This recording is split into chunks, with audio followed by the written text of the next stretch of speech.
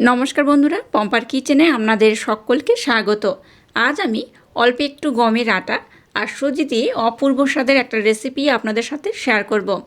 একদম ইউনিক পদ্ধতিতে বানানো এই রেসিপিটা একবার হলেও আমার মতো বাড়িতে বানিয়ে দেখতে পারেন। এটা যেমন নরম তেমন তুলতুলে, আর মুখের মধ্যে দিলেই দেখবেন মিলিয়ে যাবে।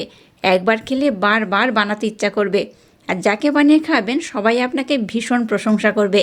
তাহলে চলুন দেরি না করে আজকের এই অপূর্ব স্বাদের রেসিপিটা দেখে নেওয়া যাক। আজকে যে রেসিপিটা বানাবো তার জন্য প্রথমে দেখুন এই বাটি মাপ করে এক বাটির একটু কম আমি সাদা তেল নিয়ে নিয়েছি। এর মধ্যে দিয়ে দেবো হাফ বাটি চিনি। তেল আর চিনিটাকে এবার আমি খুব সুন্দর করে ব্লেন্ড করে নেব। তেল আর চিনিটাকে যত সুন্দর করে ব্লেন্ড করবেন আজকে যে রেসিপিটা বানাবো ততটাই টেস্টি হবে, স্পঞ্জি হবে, দেখতেও সুন্দর হবে, খেতেও অপূর্ব লাগবে। দেখুন তেল আর চিনিটাকে আমি খুব ভালোভাবে ব্লেন্ড করে নিয়েছি, আর ঘনত্বটা দেখুন আগের থেকে ঘন হয়ে গেছে, আর কালারটা দেখুন অনেকটা সাদা হয়ে গেছে। এরকম কিন্তু কালারটা চেঞ্জ হয়ে যাবে, আর মিশ্রণটা কিন্তু একটু এরকম ঘন হয়ে যাবে। এবার এখানে দিয়ে দেবো হাফ কাপ গমের আটা। আপনারা চাইলে এখানে ময়দাও ব্যবহার করতে পারেন, আমি এখানে গমের আটা ব্যবহার করব। যতটা গমের আটা দিয়েছি তার অর্ধেক এখানে আমি সুজি ব্যবহার করব। সামান্য একটু এলাচ পাউডার দিয়ে দিলাম।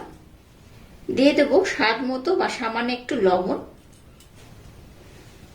এবার সমস্ত উপকরণ খুব ভালোভাবে আমি ব্লেন্ড করে নেব। এবার দেখুন যে কাপের মাপ করে আমি সমস্ত উপকরণ নিয়েছি সেই কাপের মাপ করে হাফ কাপ এখানে জল নিয়েছি। জলটা আমি একেবারে অনেকটা দেব না, অল্প অল্প দেবো, আর মিশ্রণটাকে রেডি করে নেব। এখানে যেহেতু আমি সুজি ব্যবহার করেছি তাই কিন্তু অনেকটাই জল অ্যাবজর্ব করে নেবে, তাই কিন্তু জলের পরিমাণটা একটু দিতে হবে। আচ্ছা, আপনাদের হাতের কাছে যদি লিকুইড দুধ থাকে জলের পরিবর্তে লিকুইড দুধও এখানে অ্যাড করতে পারেন। দেখুন মিশ্রণটাকে আমি কিন্তু খুব সুন্দর করে ব্লেন্ড করে নিয়েছি। আর আজকে যে রেসিপিটা বানাবো তার জন্য যে ব্যাটারটা আমি বানাচ্ছি এই ব্যাটারটাকে যখন আপনারা বানাবেন ক্লকওয়াইজ কিংবা অ্যান্টি ক্লকওয়াইজ যে কোনো একই দিকে কিন্তু ঘুরিয়ে ঘুরিয়ে এই ব্যাটারটা বানাবেন, তাতে করে কিন্তু আজকের রেসিপিটা একদম পারফেক্ট হবে। দেখুন মিশ্রণটা ঘনত্ব কেমন হয়েছে, ঘনত্বটা কিন্তু এইরকমই হয়েছে, খুব যেমন ঘন নয় তবে খুব পাতলাও নয়। আমি যেহেতু সুজি ব্যবহার করেছি তাই কিন্তু এটাকে আমি 10 মিনিটের জন্য রেস্টে রেখে দেব। 10 মিনিট পরে দেখবেন মিশ্রণটা কিন্তু আরো ঘন হয়ে যাবে। তো মিশ্রণটা খুব ঘন হলে হবে না, 10 মিনিট পর আমি আপনাদের দেখিয়ে দেব এর ঘনত্ব কেমন হলে আজকের রেসিপিটা পারফেক্ট হবে। আর এখানে আমি বেশ কয়েকটি উপকরণ অ্যাড করব, তবে সেটা 10 মিনিট পরে। এটাকে আমি ততক্ষণ 10 মিনিটের জন্য রেস্টে রেখে দিলাম। ততক্ষণে এটার জন্য একটা মালাই দরকার, সেটাকে আমি বানিয়ে নেব। এবার দেখুন এরকম কাপে আমি এখানে লিকুইড দুধ নিয়ে নিয়েছি হাফ কাপ। এর মধ্যে দিয়ে দেবো 1 চামচ কাস্টার্ড পাউডার। লিকুইড দুধটা কিন্তু একটু হালকা গরম রয়েছে, একদম যেমন ঠান্ডা নয় তেমন খুব কিন্তু গরম নয়, একটু হালকা গরম রয়েছে। তো 1 চামচ কাস্টার্ড পাউডার দিয়ে দুধের সাথে কিন্তু এইভাবে সুন্দর করে আমি মেল্ট করে নিলাম। এবার দেখুন একটা পাত্রের মধ্যে আমি দুধটাকে একটু ঘন করে ফুটিয়ে নিয়েছি, দেখে বুঝতেই পারছেন আমি অনেকটাই ঘন করে ফুটিয়ে নিয়েছি দুধটাকে। এবার দুধের পরিমাণটা আপনারা একটু কম বেশি করে বানাতে পারেন। এবার যে কাস্টার্ড পাউডারের মিশ্রণটা বানিয়েছি এর মধ্যে দিয়ে দেব। কাস্টার্ড পাউডারের মিশ্রণটা যখন দেবেন গ্যাসের ফ্লেমটাকে অবশ্যই লো করে দেবেন, লো করে দিয়ে কিন্তু মিশ্রণটাকে দিতে হবে। এইভাবে অল্প অল্প দেব আর কন্টিনিউ নাড়তে থাকবো। যেহেতু মিশ্রণের মধ্যে আমি মিষ্টি ব্যবহার করেছি তাও কিন্তু দুধের মধ্যে আমি 1 চামচ চিনি দিয়ে দেব।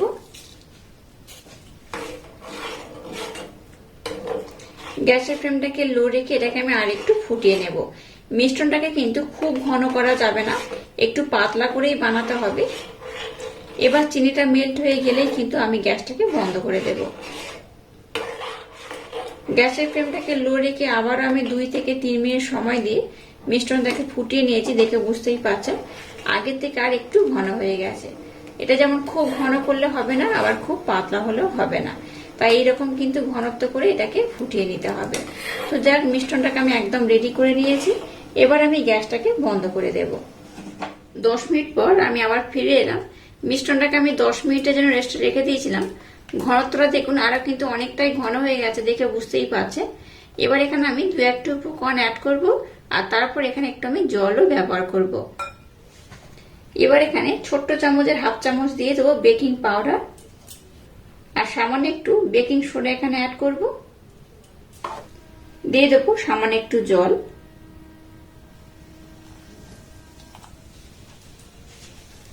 জলটা দিয়ে এটাকে আমি আরেকবার খুব সুন্দর করে ব্লেন্ড করে নেব।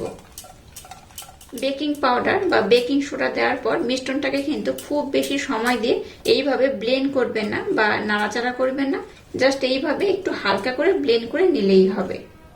দেখুন ঘনত্বটা এবার কেমন হয়েছে। এখানে কিন্তু আমি আর জলের ব্যবহার করব না, ঘনত্বটা এইরকমই হবে।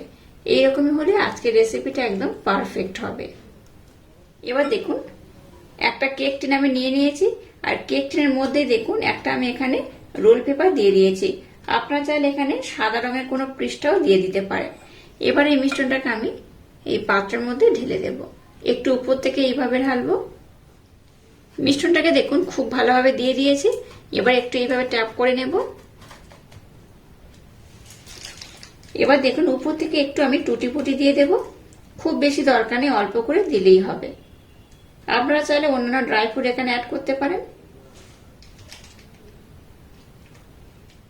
এবার দেখুন গ্যাসটাকে জেলে দিয়ে এরকম একটা কড়া বসিয়ে দিয়েছি, একটা স্ট্যান্ড আমি দিয়ে দিয়েছি। এবার এই পাত্রটাকে আমি কড়ার মধ্যে বসিয়ে দেব। প্রথমে গ্যাসের ফ্লেমটাকে 5 মিনিটের জন্য হাই দেব, তারপর লো করে ঢাকা দিয়ে খুব সুন্দর করে এটাকে আমি বানিয়ে নেব।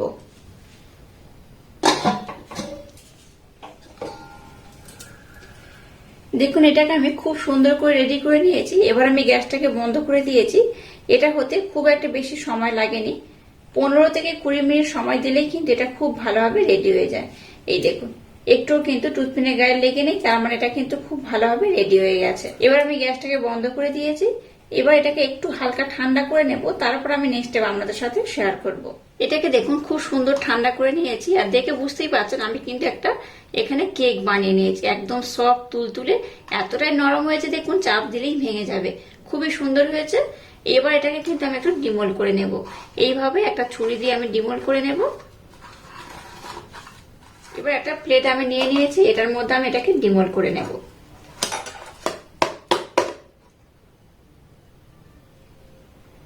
দেখুন কত সহজে উঠে গেছে, আর দেখুন এই কাগজটাও কিন্তু অটোমেটিক ছেড়ে উঠে গেছে হয়েছে। এবার এটাকে আমি এইভাবে কেটে নেব। প্রথমে এটাকে আমি 3 টুকরো করে কাটবো। দেখেই বুঝতে পারছেন কতটা স্পঞ্জি হয়েছে, কতটা তুলতুলে হয়ে যাচ্ছে। এবার এটাকে আমি 2 টুকরো করে কেটে নেব। এবার দেখুন যে মালাইটাকে বানিয়েছি উপর থেকে এইভাবে দিয়ে দেব। এইভাবে দিলে দেখবেন খুব সহজে কিন্তু মালাইটাকে এই কেকটা অ্যাবজর্ব করে নেবে। একদম ইউনিক পদ্ধতিতে এই মালাই কেকটা আমার মতো একবার বানিয়ে দেখবেন, অসাধারণ দেখতে হয়েছে। বুঝতে পারছেন আজ আমি মালাই কেক বানিয়েছি। এই মালাইটা কিন্তু কেকের মধ্যে দেওয়ার পর এটাকে আধা ঘন্টার জন্য রেস্টে রাখবেন, তাতে করে এটা একদম নরম হয়ে যাবে আর তুলতুলে হয়ে যাবে। মুখের মধ্যে দিলেই দেখবেন মিলিয়ে যাবে। আমি তাও আপনাদের অর্ধেক পোর্শন কেটে দেখাচ্ছি এটা কতটা সুন্দর হয়েছে। তো এটা কিন্তু আমি সাথে সাথেই দেখাচ্ছি, এর মধ্যেই কিন্তু অনেকটা মালাই অ্যাবজর্ব করে নিয়েছে। দেখুন এটা কত সুন্দর হয়েছে, কতটা নরম হয়েছে, কতটা তুলতুলে হয়েছে, আর কতটা স্পঞ্জি হয়েছে। এইভাবে একবার বানিয়ে খেলে আপনাদের বারবার বানাতে ইচ্ছা হবে। এটা এতটাই সুন্দর দেখতে, খেতেও কিন্তু অপূর্ব অসাধারণ। খুব সুন্দরভাবে যাতে রসটা অ্যাবজর্ব করে তার জন্য দেখুন আমি কিন্তু আরেকবার একটু কেটে দিয়েছি। আর এটা কতটা নরম, কতটা তুলতুলেই দেখুন, আর কতটা রস অ্যাবজর্ব করেছে দেখে বুঝতেই পারছেন। এই মালাই কেকটা একদম মুখের মধ্যে দিলেই দেখবেন মিলিয়ে যাবে, আর কতটা স্পঞ্জি হয়েছে দেখে বুঝতেই পারছেন। এটা কিন্তু এইরকমই সুন্দর হয়, দেখতে যেমন সুন্দর খেতে তেমনই অপূর্ব অসাধারণ।